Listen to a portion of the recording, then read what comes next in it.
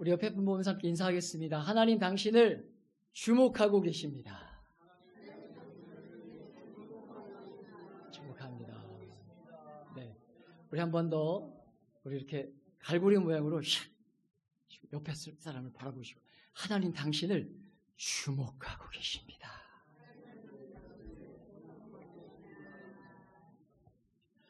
하나님이 저와 여러분을 주목한다는 사실이 여러분 두려움이 아니라 기쁨과 감사와 또 행복의 고백이 되시길 예수님의 이름으로 축복합니다.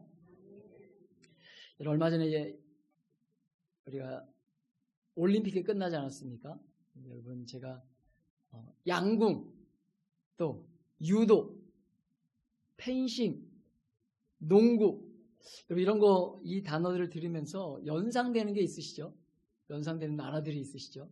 양궁하면 어디입니까? 대한민국. 유도는 대한민국. 펜싱은 대한민국. 각각의 종주국들이 있잖아요. 뭐 태권도는 우리나라고, 펜싱은 뭐 프랑스가 유명하다고 하고, 그러나 우리나라가 선전했던 모습들을 보게 되는데, 여러분 이런 제가 말씀드렸던 단어들은 어떤 나라들을 연상시키는 그런 단어들이라고 할 수 있잖아요. 그런데 그렇다면 이스라엘 하면 우리가 무엇을 떠올릴 수 있을까? 저와 여러분의 생각과 또 다를 수도 있겠지만 그 백성들 안에서 꼭 기억되어야 할 것들 중에 하나가 무엇이었냐면 바로 언약궤라는 거예요. 법궤, 언약궤. 그러나 다윗이 왕이 되기 전까지 그 법궤는요 20년 가까운 시간 동안에 방치되어 있었다라고 오늘 성경은 우리에게 이야기해주고 있어요. 여러분 사무엘상 5장부터 7장까지의 말씀을 보면 이스라엘은 블레셋과의 전쟁에서 지게 되면서 그 법궤를 빼앗기게 됩니다. 그 법궤가 이방인의 신전에 있었는데 하나님의 권능이 임하게 되면서 기앗 여아림 땅에 있는 아비나답의 집에 옮겨지게 되는데 그곳에서 20년 동안이나 이 법궤가 이스라엘을 상징할 수 있는 법궤가 방치되어 있었다는 거예요.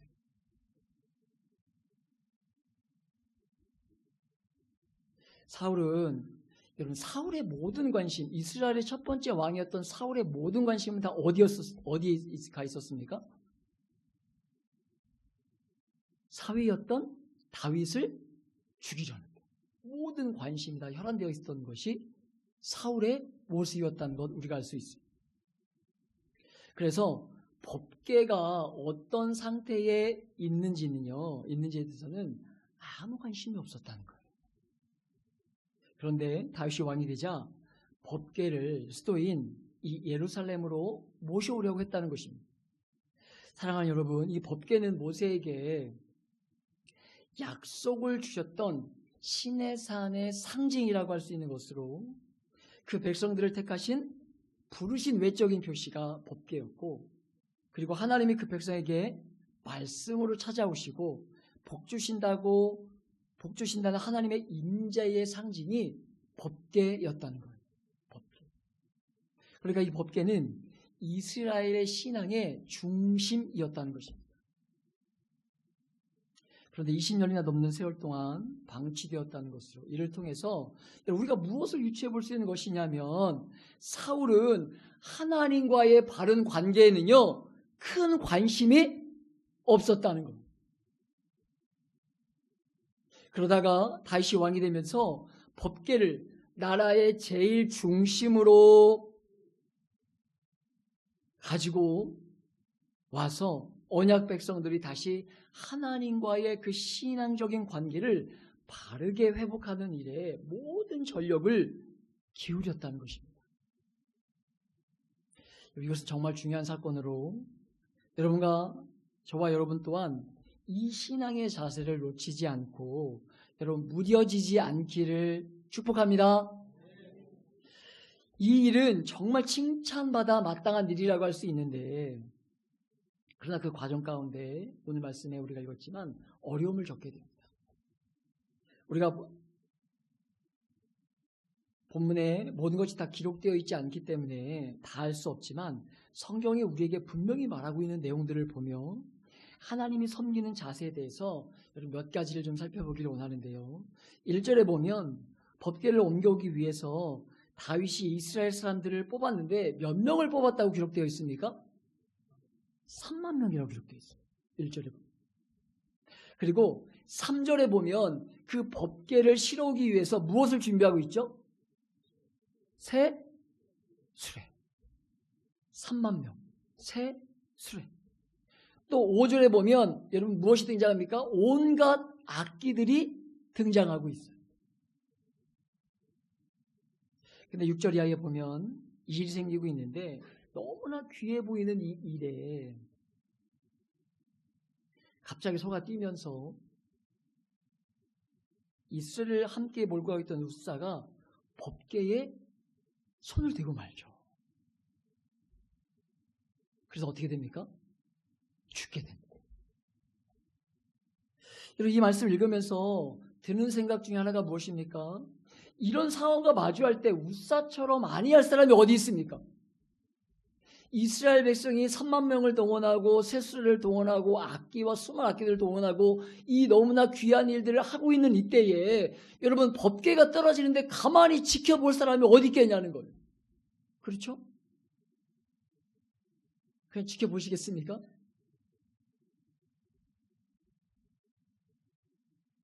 여러분 이 말씀을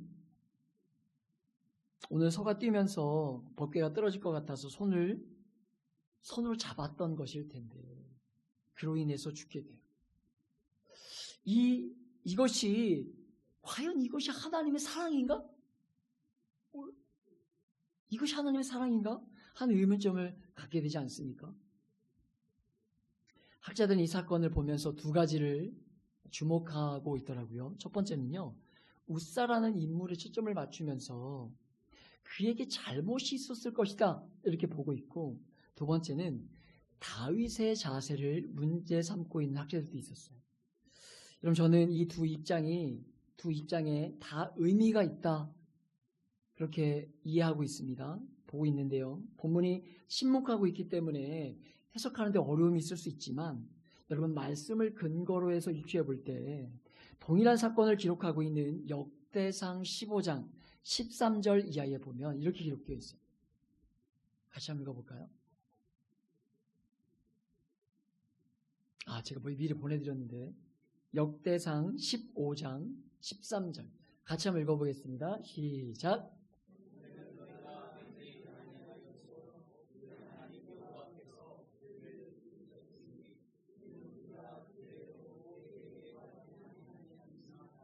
아멘.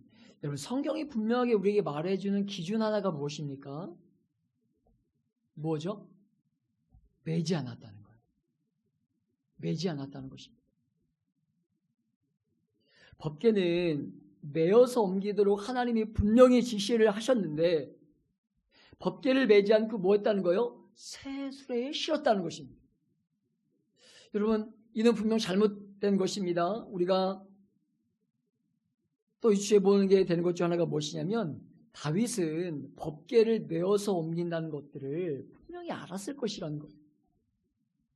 그런데 다윗이 법궤를 매지 않고 수레로 옮기는 것을 허용했을 때 다윗에게는 아무런 문제가 없었을까 하는 것을. 법궤를 옮기는데 3만 명을 동원합니다. 여기에 여러분요 그만큼 우리가 이 수레를 옮긴 것을 중요하게 여겼다라고 이야기할 수 있는데 여러분 여기에는요 정치적 혹은 다른 무언가를 보여주기 위함이 아니었을까? 내가 이만큼 사람을 동원해서 이렇게 성대하게 일을 하고 있다. 그런 생각도 하게 되더라는 거예요. 성경에 기록된 다윗의 삶을 보면요 여러분 정말 이 위대하다는 생각을 하게 됩니다. 그는 여호와께 부지런히 여쭙고 기도하고 듣고 순종했던 사람이 다윗이었어요. 다윗. 그런데 이 법궤를 옮기는 과정에는요. 그 과정이 생략되어 있어요. 기도하는 과정이 없어요. 물론 당연한 일이었기 때문에 그렇게 할 수도 있었겠지만 여러분 이 앞부분에 보면 다윗이 예루살렘을 정복하는 내용이 나오거든요. 그런데 너무나 당연해 보이는 그 정복 전쟁 가운데서 자기가 일으킨 것도 아니고 블레셋이 쳐들어온 거니까 얼마든지 전쟁을 할 수 있는 그 자리에서 다윗이 했던 것이 무엇이냐면 하나님 앞에 철저하게 여쭙는 과정이 이 말씀 앞부분에 기록되어 있어요. 그게 다윗의 삶이었다고. 하나님, 이거 먹을까요? 먹지 말까요? 하나님 오늘 갈까요? 말까요? 하나님 조금 있다가 목사님 떡 주신다는데 떡 가져갈까요? 말까요? 여러분 이거를 하나하나 물었던 게 다윗의 삶이었다고요. 지금까지 성경에 기록된 다윗의 모습이었다고요. 근데 오늘 뭐가 빠져 있는 것입니까? 그 하나님 앞에 이 수레를 옮기는 과정에 기도하며 묻는 장면이 빠져 있더라는 거예요. 빠져 있더라는 거예요.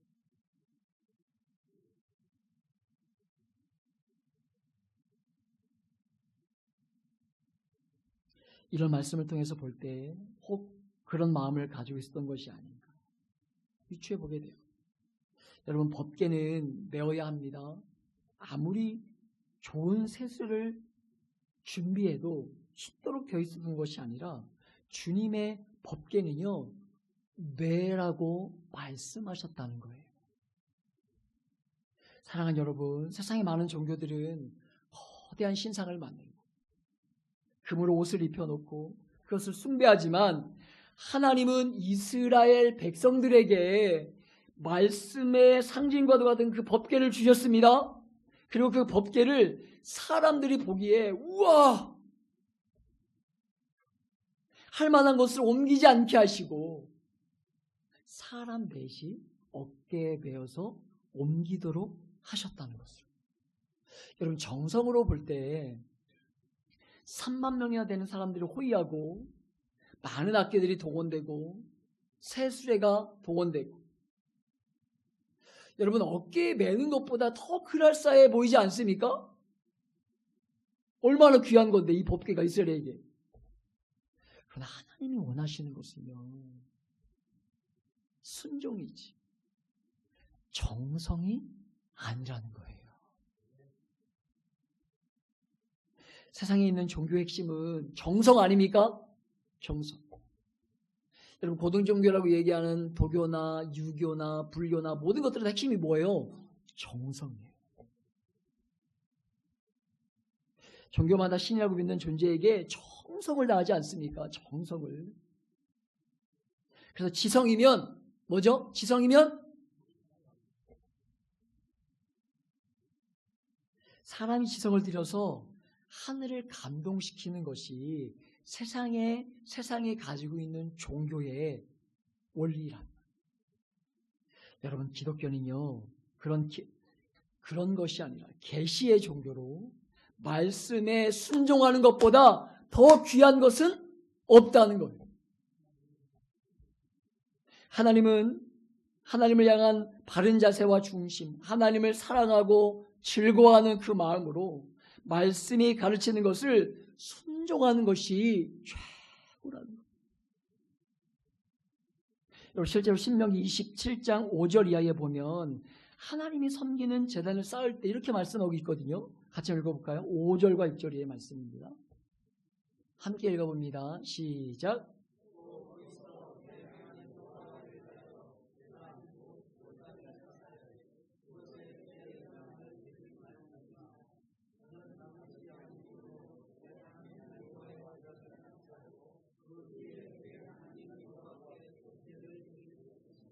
아멘. 하나님께 올려드리는 제사를 드리는 그 제단을 다듬지 않는 돌로 만들라는 거예요. 다듬지 않는 돌로.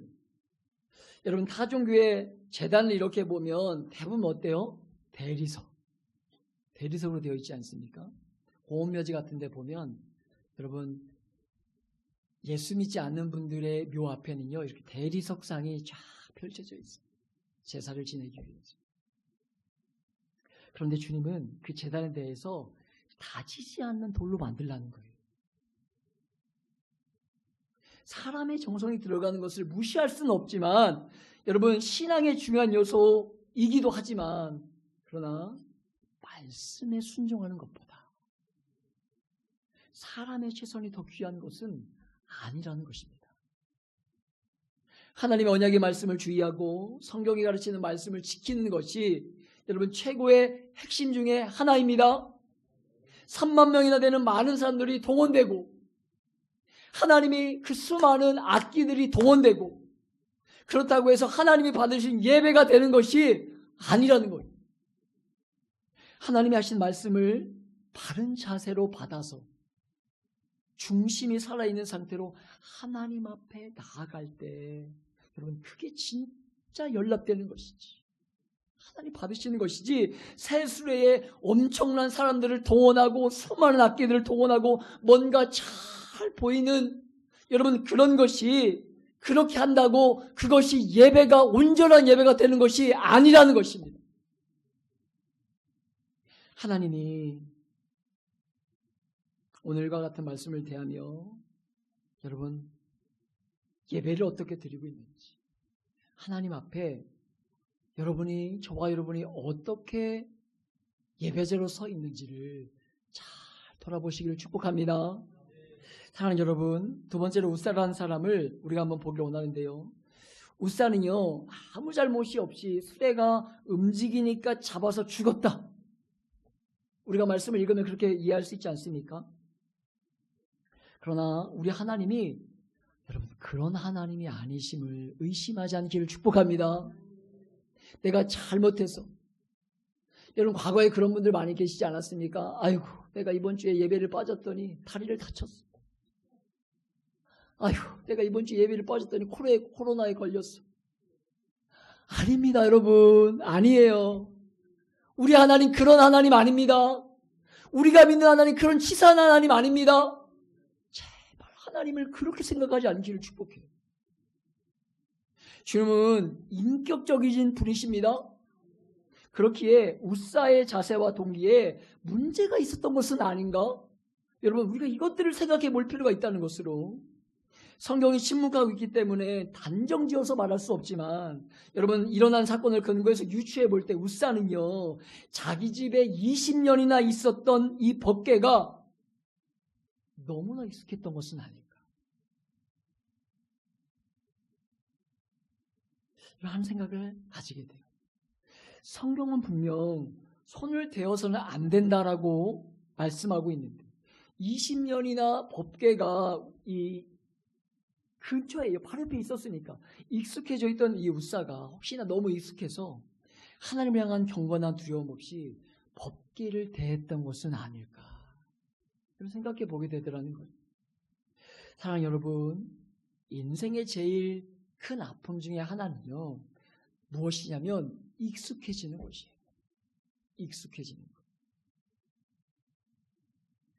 인생의 제일 큰 아픔 중 익숙해지는 것. 귀한 것을 정말 귀하게 여기는 것이, 귀하게 대하는 것이 인생이지만 여러분 익숙해지면 쉽게 그 가치를 잃어버리는 것이 인생의 악함 중에 하나이지 않은가?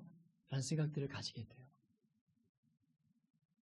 예수님이 행하신 일을 믿고 그분을 나의 주인으로 받아들임으로 하나님의 자녀가 되는 권세를 주셨는데, 그 영생을 선물로 주셨는데 이 영생이 세월이 갈수록 여러분 새로워지고 존귀해지는 새로운 형태와 삶과 영광을 우리에게 주신 것입니다.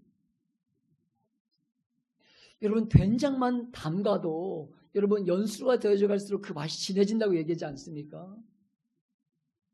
여러분 하나님이 우리에게 주신 구원도 하나님과의 만남이, 친밀한 만남이 길어질수록 여러분 무엇이에요? 더 친밀해지고 더 좋아지고 더 누리면서 행복해지는 겁니다. 세월이 흐르면서 그 가치를 잃어버린 세상 속에 살면서 성도도 이 땅에 몸담고 살기에 익숙해지면서 가치를 잃어버리는 것에 대해 너무나 많은 사람들이 정당화시키고 있다는 거예요. 그렇게 정말 중요한 것은요, 사랑하는 여러분, 오늘도 주님 앞에 서서 그분과의 만남이 있어야 되는 것으로. 사랑하는 여러분, 과거에 내가 하나님을 어느 순간에 만났었다, 인격적으로 임팩트 있게 만났었다, 그것이 중요한 것이 아니라 여러분, 시간이 지나면 지날수록 오늘 지금도 살아계신 그 예수와의 만남이 내 삶 가운데 있어야, 그 삶이 내 삶 가운데 내 삶을 이끌어가야 그것이 진짜 신앙이라는 거예요. 그 만남이 나를 살리는 거예요. 여러분, 오늘 여러분 어떤 하나님을 만나고 계십니까? 과거에 내가 하나님 앞에 정말 섰을 때에 그 자리만, 여전히 그 자리만 머물러 있는 삶이 아니라 내가 과거에 만났었지, 내가 그때 그렇게 예배했었지, 그것이 아니라 오늘도 살아있는 감동과 그분과의 만남을 통해 하나님의 은혜를 경험하는 삶이 나와 내 공동체를 살리는 것이라는 것입니다.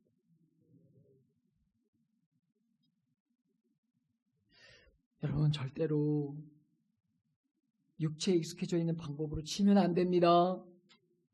우리의 겉사람은요, 세월이 갈수록 약해질 수밖에 없지 않습니까? 약해질 수밖에 없죠?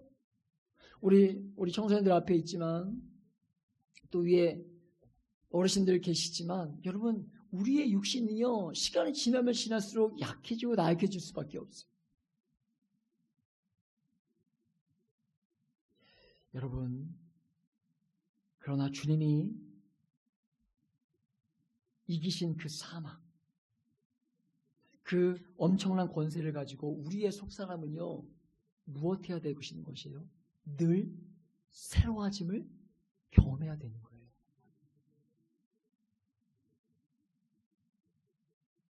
우리의 겉사람이 부패하는 것은 어쩔 수 없지만 주님이 우리 속에 두신 속사람은요, 성령의 그 능력으로 여러분, 우리 속사람을 강건하게 하여서 세상에 익숙해져서 영광스러운 것들이 가치 없는 것으로 돌아가지 않도록 잘 지키고, 여러분, 갈수록 더 큰 감격의 제목으로 바뀌지 않으면 오늘 울사처럼 하나님 정말 기뻐하지 않는 악을 행할 수 있다는 것 기억해야 된다는 거예요. 귀한 것을 처음 받았을 때 그런 같은 감격으로, 세월이 갈수록 더 큰 감격으로 우리의 삶에 들어오도록, 저와 여러분이 하나님의 은혜를 누려야 그것이 합당한 것이지, 여러분 육체를 따라 익숙해지고 귀한 것이 없는 것처럼 여기면 여러분 복이 되는 것이 아니라 진노가 되는 것이 오늘 웃사가 이 웃사의 경험이 아닌가 돌아보게 되더라는 것입니다. 얼마 전 청년 한 명과 양육모임을 하다가 들은 고백입니다. 군생활 시절에 갇혀 있을 때는요, 예배가 그렇게 사모했다는 것. 그런데 제대한 이후에 그 갇혀서 예배할 때만큼의 감격이 사라졌다, 이런 고백을 하는 거 제가 들었습니다. 여러분, 그게 저와 여러분이고 인생이라는 것을, 귀한 것을 귀한 것으로 여길 줄 모르고 경건한 두려움과 살아있는 감사로 대할 줄 모르고, 무엇이든지 우리에게 주어지면 그것을 금방 흔한 것으로 바꿔내는 것이, 그 어리석음이 우리 안에 있다, 얼마든지 우리 안에 있다는 것을 잊지 않기를 축복합니다. 여러분, 감격스럽고 귀한 것이 세월이 갈수록 더 감격스러워지고 귀하게 우리의 삶에 자리하도록 신앙이 여러분과 저를 그렇게 붙들어내는 감격들 있어야 되지 않겠냐는 거예요. 흔해지면 그 가치를 잃게 되지 않습니까? 흔해지면 귀한 것을 귀하게 여기지 않는 것이 인생의 어리석음이라는 거예요. 혹시 웃사의 중심이 그렇게 변해 있었던 것이 아닌지, 그래서 웃사를 벌할 수밖에 없던 것은 아닐까? 오늘 말씀을 통해서 묵상해 보게 됩니다. 사랑하는 여러분, 이렇게 하나님 웃사를 쳐서 그 자리에서 바로 죽도록 하니까 다윗이 어떻게 합니까? 8절에 보면, 오늘 8절에 보면 분하였다 라고 기록되어 있고, 9절에 보면 여호와를 두려워했다 그렇게 기록하고 있어요. 여러분 다윗의 동기와 자세에 문제가 있었다고 여러분 해석할 수 있는 근거가 되는 말씀이 오늘 우리가 읽은 바로 이 말씀으로 다윗이 하나님을 향해서 분한 마음을 가지고 있었다는 거예요. 하나님이 하신 어떤 일에 대해서 여러분 분한 반응을 보이고 있었다는 것으로 여러분 사람이 보통 언제 분해합니까? 자신의 자존심이 상처를 받거나 자기 뜻대로 되지 않을 때 분을 내게 됩니다. 다윗의 마음속에 있던 것이 하나님 앞에 노출되었을 때에 그렇게 생각될 때 하나님 앞에 회개함으로 나아가는 것이 합당한 것입니다. 그렇게 하지 않고 여호와께서 행하신 일에 대하여 분해하고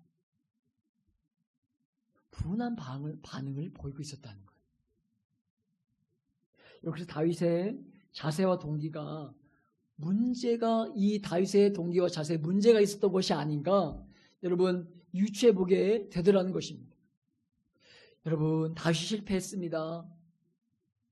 분명 좋은 마음가짐이었습니다. 많은 사람들을 동원하고 온 나라들이 떠들썩하게 다 할 수 있도록 여러분 그렇게 만들지 않았습니까? 그런데도 하나님은요 다윗이 하나님 앞에서 행하여 온전하여 지기를 다윗의 그 마음을 다시 돌아오도록 실패를 허용하고 계셨던 거예요. 여러분 참 재미있는 것이 다윗을 향해서 그렇게 경고하시면서 다윗의 마음은 받지 않으셨는데 바로 뒤이어서 나오는 말씀을 보면 괴를 가지고 오지 않기로 마음을 굳히고 있는 이 다윗에게 보여주고 있는 것이 무엇입니까? 11절에 보면 여호와의 괴가 오베데돔 집에 석 달이 있었는데 그 집에는 그 온 집에 복을 주셨다는 거예요. 그 집엔 복을 주셨다는 거예요. 여러분 이것이 기독교입니다. 다윗 실패한 일을 오베데돔은 성공합니다.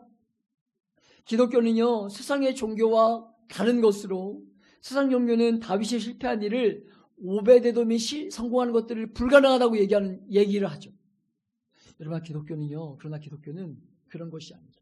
기독교는 사람의 어떠함이 아닌 하나님이 하시면 무엇이든지 가능한 종교임을 말씀하고 있는 것입니다. 여러분 오베데돔이 어떤 사람이에요? 가드 사람이에요. 가드 사람. 가드는 이스라엘의 원수인 블레셋 땅이에요. 블레셋 땅. 다윗이 실패한 자리에 이방인에 불과한 이 오베데돔이 성공했다는 것을 여러분 이것이 기독교라는 거예요. 기독교는요 사람의 어떠함이 중요한 것이 아닙니다. 어떤 사람이든지 믿음으로 하나님께 나오는 자를 받으시는 것이지 외모를 가지고 저 사람이 목사인가 직분자인가 차별하는 것이 아니라 주님이 보시는 것은요 중심에 진정한 믿음이 있는가 이것이 핵심이라는 거예요. 누가 예배를 드리는가가 중요한 것이 아니라 어떤 예배를 드리냐가 핵심이라는 것으로 믿음으로 살아있는 예배를 하나님 앞에 드리는가 이것이 하나님이 예배를 받으시는 기준이지 다윗이 드리는가 오베데돔이 드리는가 이것이 핵심이 아니라는 것입니다.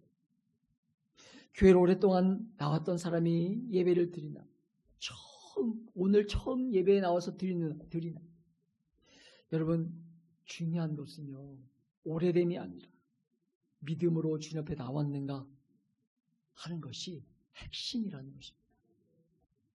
사랑하는 여러분 믿음으로 나오는 모든 신실한 자의 예배를 받으시고 만나주시고 복 주신다는 것 잊지 말고 우리의 삶이 정말 그 주님 앞에 드려지도록 더 힘쓰는 저와 여러분 되시길 축복합니다. 여러분 벌써 8월의 절반이 지나지 않았습니까? 우리가 한 해를 시작하면서 하나님 앞에 어떻게 살기로 작정하고 했던 것도 있었을 텐데 남은 한 달 올 한 해 온전한 예배를 통해서 건강한 예배를 드리는 데도 힘쓰므로 주님과의 풍성한 사귐을 누리시며 여러분 익숙해진 종교인이 아니라 하나님이 찾으시는 예배자요. 너무 익숙해져서 오늘 으쌰와 다윗이 실패하고 있었던 것처럼 넘어지는 삶이 아니에요. 매일의 삶의 자리에서 하나님을 오늘도 새롭게 만나는 그 은혜를 누리고 경험하심으로 살아있는 예배자로 주님 앞에 나아가 예배의 승리를 경험하시는 저와 여러분 되시길 예수님의 이름으로 축복하며 기도합니다.